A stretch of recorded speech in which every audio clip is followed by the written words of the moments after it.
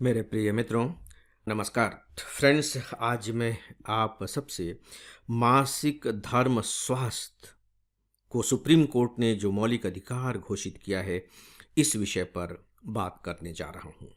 मासिक धर्म स्वास्थ्य सुनने में थोड़ा सा अटपटा सा लगता है, खासकर भारतीय समाज के संदर्भ में। इसे सुप्रीम कोर्ट ने फंडामेंटल राइट घोषित किया है। दोस्तों, मैं आपको बताना चाहूँगा कि जो फंडामेंटल राइट्स हैं, आपके सिलेबस का बहुत इंपॉर्टेंट टॉपिक है। आप उठा करके देख लीजिए अपने प्री एग्जामिनेशन के क्वेश्चन पेपर को। हर साल एक न एक प्रश्न तो इस पर आ ही जाता है, और यहाँ तक कि जब आप मेंस के क्वेश्चन उठा करके देखेंगे तो हो सकता है कि सीधे सीधे इस पर प्रश्न न पूछा जाता हो, लेकिन जो प्रश्न पूछे जाते हैं उनको बहुत अच्छे तरीके से अटेम्प्ट करने के लिए फंडामेंटल राइट्स का होना बहुत जरूरी है। मौलिक अधिकार, कौन सा मौलिक अधिकार? अब मेरी इस बात को आप ध्यान से सुनिएगा। फ्रेंड्स, आपके लिए एक उपयोगी सूचना। हमारा फुल ऑनलाइन कोर्स है जिससे ऑप्शनल सब्जेक्ट को छोड़कर हम प्री, मेंस और इंटरव्यू तक की पूरी तैयारी कराते हैं। इसके सभी 1000 घंटे के लेक्चर्स वेल एडिटेड और एनिमेटेड हैं। इसके जो 90% लेक्चर हैं मैंने तैयार किए हैं, और मैं स्पेशली बताना चाहूँगा कि हमने इसमें पढ़ाया नहीं है बल्कि समझाया है। आपको इसकी पूरी जानकारी हमारे मोबाइल ऐप और हमारी वेबसाइट पर मिल जाएगी। सुप्रीम कोर्ट ने जो इसके बारे में डिसीजन दिया है, उसमें उसने 2 अनुच्छेद कोट किए हैं। 2 अनुच्छेद, अनुच्छेद 21 और अनुच्छेद 14। अनुच्छेद 21 क्या कहता है? अनुच्छेद 21 कहता है प्राण और दैहिक स्वतंत्रता का संरक्षण। आप देखिए कि इसका शीर्षक क्या है हिंदी में, प्राण और दैहिक स्वतंत्रता का संरक्षण। इंग्लिश में यह है protection of life and personal liberty. Personal liberty को हिंदी में दैहिक स्वतंत्रता के रूप में अनुदित किया गया है। दैहिक स्वतंत्रता, मैं आपको बताना चाहूँगा कि लगभग 5-6 साल पहले दैहिक स्वतंत्रता को लेकर के प्री में एक क्वेश्चन पूछा गया था कि किसी महिला का उसके देह पर जो अपना अधिकार है वो कौन सा अधिकार है। फंडामेंटल राइट्स है, कानूनी अधिकार है, नैतिक अधिकार है, इस तरह से वो प्रश्न आया था। सीधी सी बात है कि यदि हिंदी में दैहिक स्वतंत्रता शब्द का प्रयोग किया जा रहा है तो ये एक फंडामेंटल राइट्स है कि किसी भी महिला का अपने शरीर पर अधिकार है। इसके बारे में वह स्वयं अपना निर्णय लेगी, उसके ऊपर किसी का भी निर्णय थोपा नहीं जा सकता, चाहे वो उसके पति का हो, चाहे समाज का हो, चाहे उसके परिवार वालों का हो। Protection of life and personal liberty. दोस्तों, यहाँ जो पर्सनल लिबर्टी है जिसका हिंदी अनुवाद है दैहिक स्वतंत्रता, अब आप इसे सीधे सीधे मासिक धर्म स्वास्थ्य से जब जोड़ करके देखेंगे तो आपके दिमाग में बहुत सारे तथ्य स्पष्ट हो जाएंगे। जो दूसरा अनुच्छेद सुप्रीम कोर्ट ने कोट किया है वह किया है अनुच्छेद 14 को लेकर के, जो समानता की बात करता है, यानी कि कानून के समक्ष सभी समान हैं, समानता का अधिकार। इसका शीर्षक है समानता का अधिकार। आइए अब इन दोनों को लेकर के हम सुप्रीम कोर्ट ने जो बातें कही हैं उन्हें जानें। दोस्तों, सुप्रीम कोर्ट के द्वारा दिया गया यह बहुत इंपॉर्टेंट डिसीजन है। सुप्रीम कोर्ट ने कहा कि मासिक धर्म, ध्यान से सुनिएगा, बहुत इंपॉर्टेंट वाक्य कहा है सुप्रीम कोर्ट ने, मासिक धर्म स्वच्छता प्रबंधन उपायों की अनुपलब्धता एक लड़की की गरिमा को कम करती है। याद रखिए, इसमें जो शब्द इस्तेमाल किया, देखिए मैं आपको सिविल सर्विस एग्जामिनेशन के पॉइंट ऑफ व्यू से बता रहा हूं। गरिमा, डिग्निटी, ये सबसे इंपॉर्टेंट है, डिग्निटी। क्योंकि जो हमारे फंडामेंटल राइट्स और फंडामेंटल राइट्स में भी जो अनुच्छेद 21 है, याद रखिए उसके 3 महत्वपूर्ण पाए हैं, स्तंभ हैं।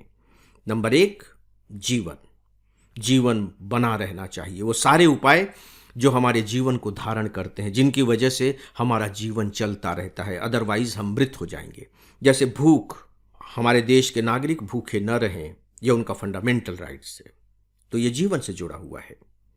जो स्वच्छता हो, पर्यावरण स्वच्छ हो, स्वच्छ वायु हो, स्वच्छ जल हो, यह हमारे जीवन से जुड़ा हुआ है। दूसरा है गरिमा, डिग्निटी, अभी हम गरिमा की बात कर रहे हैं। और तीसरा है बुनियादी सुविधाएं, जैसे मकान। मकान बुनियादी सुविधा है। आश्रय, आपको मालूम है कि कुछ महीने पहले ही सुप्रीम कोर्ट ने बाकायदे आश्रय को फंडामेंटल राइट्स घोषित किया है, और वह भी अनुच्छेद 21 के अंतर्गत। तो दोस्तों, आपको खासकर इस टॉपिक को जो देखना है वो गरिमा की दृष्टि से देखना है, राइट। मैं फिर से सुप्रीम कोर्ट के शब्द आपके सामने रख रहा हूं।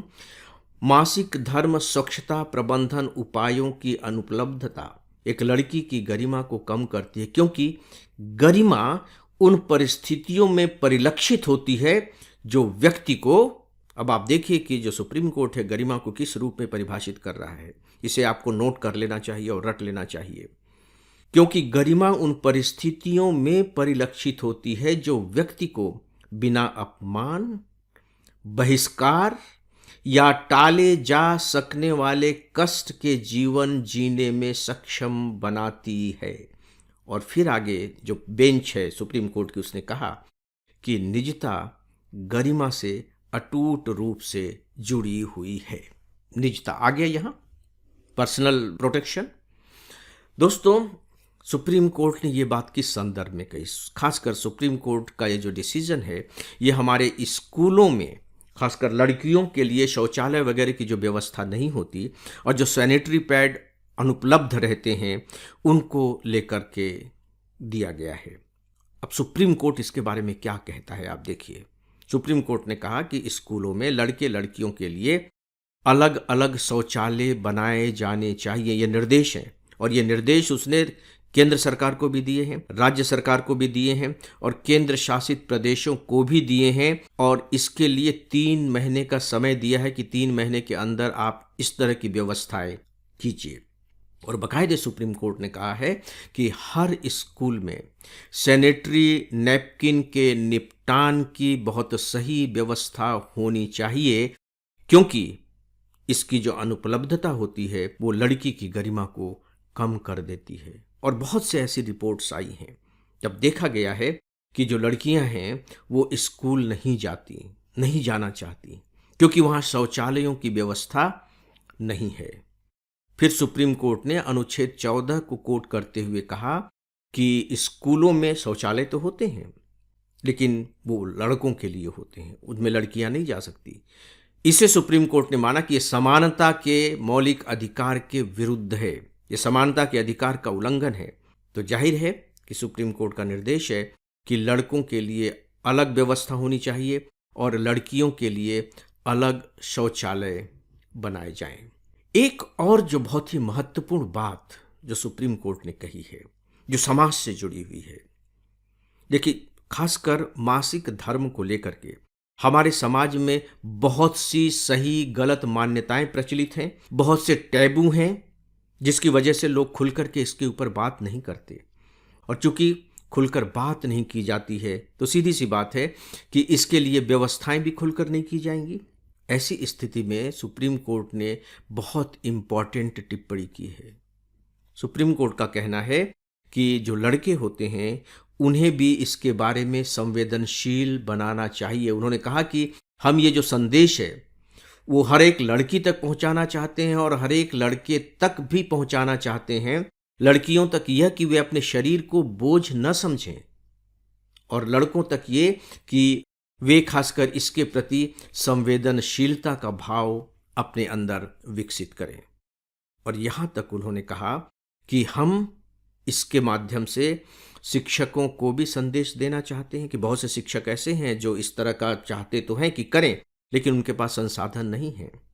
हम माता पिता को भी संदेश देना चाहते हैं जो ये नहीं समझ पाते कि वे अपनी लड़कियों से, चूंकि इसके बारे में बातें नहीं करते हैं, वे चुप रहते हैं, तो उनकी इस चुप्पी की लड़कियों को कितनी बड़ी कीमत चुकानी पड़ती है। और समाज को भी हम संदेश देना चाहते हैं कि समाज को हमेशा कमज़ोर वर्गों के हित के लिए काम करना चाहिए, उनकी रक्षा करनी चाहिए। तो दोस्तों, इस प्रकार से सुप्रीम कोर्ट ने टिप्पणी करते हुए एक प्रकार से यूं कह लीजिए कि जो सामूहिक मानसिकता होती है उसकी ओर भी हमारा ध्यान आकर्षित किया है, और इस रूप में ध्यान आकर्षित किया है कि यह एक प्राकृतिक स्थिति है या कहीं न कहीं स्वच्छता से जुड़ी हुई स्थिति है। तो ये समाज का दायित्व है कि वह स्वच्छता के बारे में पूरी तरह से संवेदनशील हो, और संवेदनशील होने के साथ ही साथ इसकी व्यवस्था भी करे। तो दोस्तों, सच पूछिए तो महिला अधिकारों के संदर्भ में, महिला विकास के संदर्भ में, सामाजिक परिवर्तन के संदर्भ में, मौलिक अधिकारों के संदर्भ में और महिला शिक्षा के संदर्भ में सुप्रीम कोर्ट का जो डिसीजन है अपने आप में बहुत महत्वपूर्ण है। तो दोस्तों, इस विषय पर बस इतना ही, और इसी के साथ ही आज के इस डेली ऑडियो लेक्चर को यहीं समाप्त करता हूँ। नमस्कार।